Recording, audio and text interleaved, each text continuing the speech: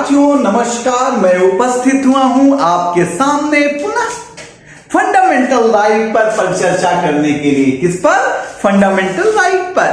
कल पिछले वीडियो में मैंने आपको बताया कि फंडामेंटल राइट का मूल अवधारणा क्या है। फंडामेंटल राइट क्या है? मौलिक अधिकार क्या है? मौलिक अधिकार ऐसी परिस्थितियों और सुविधाओं का बोधक है जिसके द्वारा व्यक्ति के व्यक्तित्व का विकास संभव हो सके, अर्थात व्यक्ति के भौतिक, मानसिक और नैतिक विकास के लिए अनिवार्य अपरिहार्य अधिकार मौलिक अधिकार कहलाते हैं। हमने कल आपसे भी चर्चा किया कि मौलिक अधिकार किन किन देशों में हैं। हमने आपसे भी चर्चा किया कि मौलिक अधिकारों के संदर्भ में विकास की जो यात्रा है विश्व में कैसे कैसे हुई और भारत के राष्ट्रीय आंदोलन में कैसे कैसे मौलिक अधिकारों की मांग 1895 के स्वराज विधेयक से शुरू होकर के कैबिनेट प्लान तक आई। आज हम आपसे चर्चा करेंगे मौलिक अधिकारों के अन्य परिप्रेक्ष्यों की। अंबेडकर कहते हैं कि मौलिक अधिकारों को संविधान में रखा जाना बहुत जरूरी था। क्या कहते हैं? संविधान में रखा जाना बहुत जरूरी है। क्यों? क्योंकि भारत का जो संविधान है, भारत का जो लोकतंत्र है, वो अभी उदित हो रहा है, अभी पनप रहा है। इसलिए बहुत जरूरी है कि मौलिक अधिकारों को संविधान में रखा जाए। जस्टिस हेगड़े ने प्रिवी पर्स के केस की सुनवाई करते हुए कहा था कि मौलिक अधिकार, क्या मौलिक अधिकार संविधान में इसलिए रखे गए ताकि विधि के शासन की या विधि की सरकार, विधिपूर्ण सरकार की स्थापना हो सके, विधिपूर्ण सरकार की स्थापना हो सके। क्या कहते हैं? विधि शासित सरकार की स्थापना हो सके, न कि मनुष्य के सरकार की स्थापना हो। कौन कहता है? जस्टिस हेगड़े कहते हैं। नेहरू मूल अधिकार को संविधान की आत्मा मानते हैं। क्या मानते हैं? संविधान की आत्मा मानते हैं। सर्वपल्ली राधाकृष्णन संविधान को नागरिकों के साथ किया गया एक वादा मानते हैं और कहते हैं सभ्य विश्व के साथ यह एक संधि है। सभ्य विश्व के साथ एक संधि है। हम आज आपसे बात करेंगे कि मौलिक अधिकार में, जैसा कि आप जानते हैं कि आर्टिकल 12 से 35 भाग 3 में है, संविधान के भाग 3 अनुच्छेद 12 से 35 में है। अधिकारों की चर्चा तो अनुच्छेद 14 से शुरू होती है। तो आपके मन में ये प्रश्न उठ रहा होगा कि क्यों 12 और 13 में क्या है? तो हम आपको बताएंगे, लेकिन उसके पहले ये हम आपसे कहेंगे कि कोई भी व्यक्ति भारत में अधिकारों का त्याग नहीं कर सकता। ये बात सुप्रीम कोर्ट ने विशेश्वर प्रसाद वर्सेज CIT केस में कहा कि अभी लोगों में इतनी समझ नहीं है कि वे अब अधिकारों का त्याग कर सकें। ये अधिकार लोकहित में दिए गए हैं, इसलिए अधित्यजन का सिद्धांत भारत में लागू नहीं होता, जबकि संयुक्त राज्य अमेरिका में नागरिक अपने अधिकारों का त्याग कर सकते हैं। आइए हम अनुच्छेद 12 की परिचर्चा करें।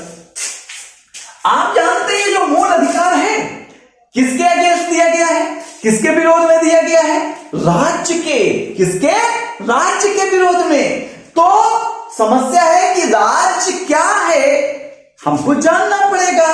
तो अनुच्छेद 12 कहता है कि मौलिक अधिकार के संदर्भ में राज्य की यह परिभाषा होगी। अच्छा, अनुच्छेद 12 राज्य की परिभाषा करती है मूल अधिकार के चैप्टर के संदर्भ में। क्या कहती है? राज्य के अंतर्गत भारत की सरकार है। राज्य के अंतर्गत कौन है? भारत की सरकार है। संसद है, संसद में लोकसभा राज्यसभा है, विधानमंडल है, विधानमंडल कौन है, विधानसभा विधान परिषद है, राज्य की सरकारें हैं, स्थानीय और अन्य प्राधिकारी हैं। प्राधिकारी कौन, मतलब प्राधिकारी का मतलब है जो आदेश जारी करते हैं। क्या जारी करते हैं, जो आदेश जारी करते हैं, अर्थात जो विधि जारी करने का अधिकार रखते हैं, जो उपविधि जारी करने का अधिकार रखते हैं, जो आदेश जारी करने का अधिकार रखते हैं, जो सूचना जारी करने का अधिकार रखते हैं, वे अन्य प्राधिकारी कहलाते हैं। स्थानीय प्राधिकारी का मतलब क्या है, जो भारत सरकार के नियंत्रण या भारत राज्य क्षेत्र में स्थित है, या तो भारत सरकार के नियंत्रण में है या भारत राज्य क्षेत्र में स्थित है। जैसे कौन, नगर पालिका, जैसे जिला बोर्ड, जैसे पंचायत, जैसे सुधार ट्रस्ट, जैसे बंदरगाह, जैसे खनन ट्रस्ट। अन्य प्राधिकारी में कौन है, जैसे राजस्थान विद्युत बोर्ड, जैसे सहकारी समितियां, जैसे ओएनजीसी, जैसे एलआईसी इत्यादि। राज्य के अंतर्गत यदि कोई समिति का रजिस्ट्रेशन हुआ है, पंजीकरण हुआ है, तो वो अनुच्छेद 12 के अंतर्गत राज्य माना जाएगा, क्योंकि वो प्राधिकारी के अंदर आएगा।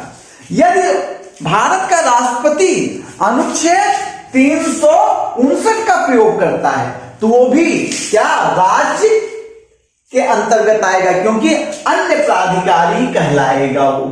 यदि सुप्रीम कोर्ट का जस्टिस, भारतीय सुप्रीम कोर्ट का chief justice, CJI chief justice of India, high कोर्टों में क्या करता है, जब अन्य जस्टिस की नियुक्ति करता है तो क्या अन्य प्राधिकारी बन जाता है, तो वो भी क्या, राज्य के दायरे में तब आएगा। और लेकिन लोक सेवा आयोग राज्य नहीं आएगा, क्यों, क्योंकि यह अपना निर्णय स्वयं लागू नहीं कर सकता, क्योंकि ये तो केवल एक सिफारिश करने वाला एक निकाय है और इसके पास अपनी कोई शक्ति नहीं है, ना आदेश जारी करने की, ना विधि बनाने की, ना उपविधि बनाने की। इसलिए ये अन्य प्राधिकारी के दायरे में नहीं आएगा, इसलिए राज्य सरकार या राज्य की परिभाषा में नहीं आएगा। एक प्रश्न बार बार उठता है कि भारत के न्यायालय क्या राज्य की श्रेणी में हैं? इस विषय पर बहुत खुल करके मत तो नहीं है। अमेरिका में तो न्यायालय राज्य की श्रेणी में है, लेकिन भारत में ऐसा कोई बहुत स्पष्ट सिद्धांत उपलब्ध नहीं है। बीएम शुक्ला संविधानकार हैं, मानते हैं कि न्यायालय भी राज्य की श्रेणी में आते हैं, लेकिन सुप्रीम कोर्ट ने नरेश बनाम महाराष्ट्र केस में कहा कि यदि हम न्यायालय को राज्य की श्रेणी में ले ही लें तो भी अनुच्छेद 32 के तहत हम याचिका इनको नहीं जारी कर सकते, रिट इसको जारी नहीं कर सकते। ये है अनुच्छेद 12। आर्टिकल 13 में, अनुच्छेद 13 में ऐसी विधियों की परिचर्चा है जो फंडामेंटल राइट से असंगत है और जो फंडामेंटल राइट को कम करती हैं, उन विधियों की चर्चा की गई है अनुच्छेद 13 में।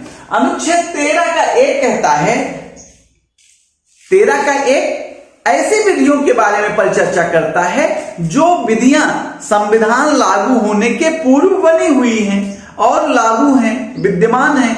तो कहा कि ऐसी विधियां जो संविधान लागू होने से पूर्व बनी हैं और संविधान लागू होने पर मूल अधिकार को क्या कर रही हैं, कम कर रही हैं या उनसे मेल नहीं खा रही हैं, उनके साथ तादाद में नहीं बैठा पा रही हैं, उनके साथ कदम ताल नहीं कर पा रही हैं। तो जिस मात्रा में वे विधियां असंगत हैं किससे, मूल अधिकार से, उस मात्रा तक या जिस मात्रा में ये विधियां मूल अधिकार को न्यून कर रही हैं, उस मात्रा तक ये विधियां क्या होंगी, शून्य होंगी। शून्य का मतलब यहां सुप्तावस्था में होंगी, समाप्त नहीं होंगी, समाप्त नहीं होंगी, सुप्त अवस्था में चली जाएंगी।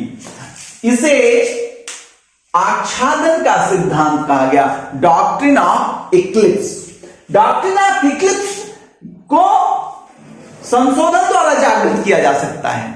यदि सरकारें चाहें, व्यवस्थापिका चाहे तो उन विधियों का संशोधन करके क्या कर सकती हैं, पुनः अस्तित्ववान बना सकती हैं।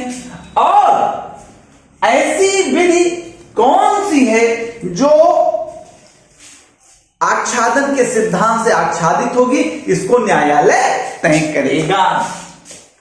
और यह सिद्धांत पहली बार सुप्रीम कोर्ट में भीखाजी बनाम मध्य प्रदेश के केस में विचार किया गया। भीखाजी बनाम मध्य प्रदेश, भीखाजी, ये देखिए भीखाजी बनाम मध्य प्रदेश वाद में किसने विचार किया, सुप्रीम कोर्ट ने विचार किया। तो 13(1) के बारे में खूब पूछता है कि आच्छादन का सिद्धांत किस अनुच्छेद में है, तो आपका उत्तर होना चाहिए 13(1) में है। दूसरा 13(2) कहता है यदि संविधान लागू होने के बाद राज्य कोई ऐसी विधि बनाता है जो फंडामेंटल राइट को, किसको, जो फंडामेंटल राइट को, मूल अधिकार को, मौलिक अधिकार को न्यून करती है, अल्पीकरण करती है, कम करती है, मूल अधिकार के रास्ते में बाधा बनती है, तो वो कानून जिस मात्रा में क्या बनेगा, बाधक बनेगी, उस मात्रा तक वो कानून शून्य हो जाएगा। इसे कहा गया पृथक्करणीयता का सिद्धांत। क्या कहा गया, पृथक्करणीयता का सिद्धांत, डॉक्ट्रिन ऑफ सेवरेबिलिटी कहा गया। क्या कहा गया बच्चों, डॉक्ट्रिन ऑफ सेवरेबिलिटी कहा गया। राज्य की ऐसी विधि जो इस भाग के अधिकार को छीनती है या कम करती है, यदि बन गई है तो जिस मात्रा में छीन रही है या न्यून कर रही है अधिकार को, उस मात्रा में वो विधि शून्य होगी। इसको क्या कहा गया, डॉक्ट्रिन ऑफ सेवरेबिलिटी, पृथक्करणीयता का सिद्धांत। 13(1) का अधिनियम, संविधान अधिनियम ऐसे कानूनों की चर्चा करता है जो संविधान लागू होने के पूर्व बने, और 13(2) का अनुच्छेद 13(2) ऐसे नियमों की चर्चा करता है राज्य के जो संविधान लागू होने के बाद बने, और कहता है कि ये दोनों 13(1) 13(2) यदि फंडामेंटल राइट का उल्लंघन करते हैं तो ये दोनों क्या होंगे, तो ये दोनों क्या होंगे, उस मात्रा तक शून्य होंगे। बस 13(1) में है कि वो कानून सुप्तावस्था में चला जाएगा, और 13(2) में जो है वो कानून शून्य हो जाएगा। 13(1) को पृथक आच्छादन का सिद्धांत कहते हैं, और 13(2) को पृथक्करणीयता का सिद्धांत कहते हैं। अब आप देखिए राज्य ऐसी विधि, ये देखिए 13 कहता विधियों, ऐसी विधियां, तो प्रश्न विधि क्या है, तो फंडामेंटल राइट के 13(3) का में कहा कि विधि का मतलब है अध्यादेश, विधि का मतलब है आदेश, विधि का मतलब है नियम, विधि का मतलब है विनियम, विधि का मतलब है अधिसूचना, विधि का मतलब है रूढ़, विधि का मतलब है प्रथाएं। विधि को परिभाषित कर दिया और कहा कि ये एक गिनती है, ये गिनती बढ़ती जा सकती है, कोई सर्वांगीण नहीं है कि अब इसके बाद कुछ नहीं। यदि कहा कि यदि कोई प्रशासनिक अधिकारी आदेश जारी करता है तो वो आदेश विधि की श्रेणी में आएगा। कोई प्रशासनिक अधिकारी आदेश जारी करता है तो वो विधि की श्रेणी में आएगा, किंतु राज्य सरकार प्रशासनिक अधिकारी को कोई निर्देश जारी करती है तो वो विधि की श्रेणी में नहीं आएगा। और ये कहा 13(3) में कहा गया कि प्रवर्तित विधियों की परिचर्चा की गई, और 13(4) में कहा गया कि संविधान का अनुच्छेद 368, संविधान का अनुच्छेद 368 द्वारा फंडामेंटल राइट में संशोधन किया जा सकता है। इस प्रकार से आप 3 बातें बहुत ध्यान रखिएगा। अधित्यजन का सिद्धांत, क्या? अधित्यजन का सिद्धांत, पृथक्करणीयता का सिद्धांत और क्या? आच्छादन का सिद्धांत मुख्य परीक्षाओं में खूब पूछा जाता है और इन सब का अनुच्छेद प्रीलिम्स परीक्षाओं में पूछा जाता है। हम समझते हैं कि आपको हमारा ये लेक्चर पसंद आया होगा। आप हमें प्रोत्साहित करें और प्रोत्साहित करने के लिए हमारे वीडियो को लाइक, सब्सक्राइब और शेयर करें। मित्रों, मेरा YouTube लिंक हैंडल है क्या? LEARN, लर्न, बिना स्पेस के, विथ WITH, विथ, बिना स्पेस के DRGT, लर्न विद DRGT को लाइक, सब्सक्राइब और शेयर करें।